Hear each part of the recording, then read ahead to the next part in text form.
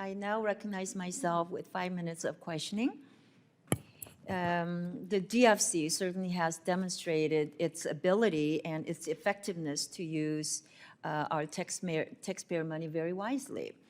As noted in my opening statement, in the fiscal year 2023 alone, the DFC's revenue exceeded costs by $341 million, and that is the money returned to our U.S. Treasury. So, Mr. Yoho, as you've seen in recent months, we witnessed a significant shift in the U.S. approach to international development assistance. So how can the DFC's model of leveraging the private sector to provide a return on investment serve as a framework for broader U.S. foreign assistance efforts, particularly in helping countries reduce dependence on continuing aid? Thank you. I think that's the ultimate goal, is wean these countries from aid to trade and move that. And the DFC can do that with the tools that they have, but only if they stay focused on what I call the purity of purpose of what they were designed to do. When we envisioned this and put this together, we were looking at major infrastructure projects that we could partner up, and we weren't able to do this with OPIC, the predecessor, to partner up with other DFIs.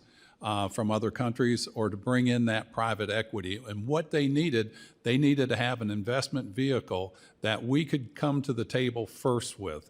And that's where organizations like MCC or USAID did on their grant basis. You know, I know USAID right now has this terrible image, but yet there was some good that they did. And we want to make sure that we don't lose that, because they're often the ones that are on the ground, the boots on the ground, that invite in that private equity. So I look forward to you guys fixing this soon, and I'm sure you will. So continuing on that, I want to talk about the equity scoring issues and ask a question to you, Mr.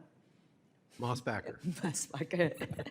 You know, in fiscal year 23, the DFC committed $9.3 billion in new investments. Of that, $8.8 billion were direct loans that require only $110 million in appropriations. Meanwhile, the $500 million equity investment required $500 million in appropriations. That treatment of equity investments, which assumes that every dollar of the investment will be lost, is out of step with the private sector. So the DFC needs an equity fix, which we all agree on, that would account for this on a net present value basis, which evaluates future probability and investment returns, bringing the equity in line with Congress's original intent. That fully allows the DFC to invest in countries that advance the U.S. objective in the long run. So could you talk to us about OPIC never had the ability to make equity investments, right? So can you explain to us why the DFC's ability to make equity investment is so important, and how would this ability have changed your approach to OPIC? Okay. Well, yes. I mean, we did not have the authority to do equity investments, and it actually cost us in terms of many deals.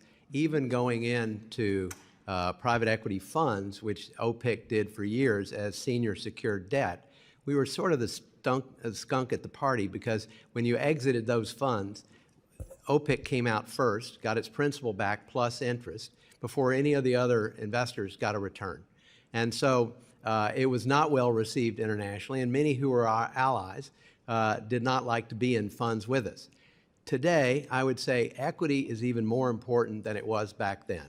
Equity is so critical, particularly as we look at how we're going to counter China on some of the competitive deals in the infrastructure or critical minerals.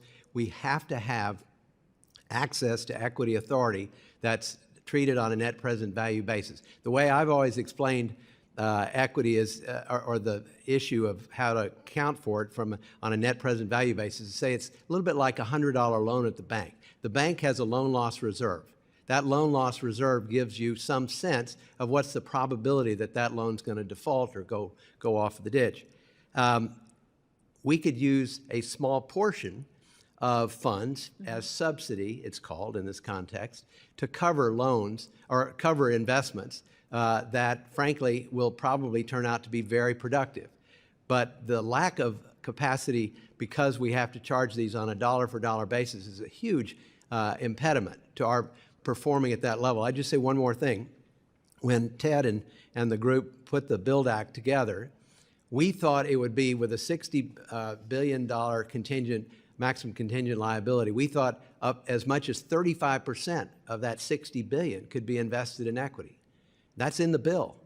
And so we anticipated it being a huge piece of our toolkit, and clearly it hasn't been. So that's been a wonderful, an unfortunate piece of this. Well, thank you.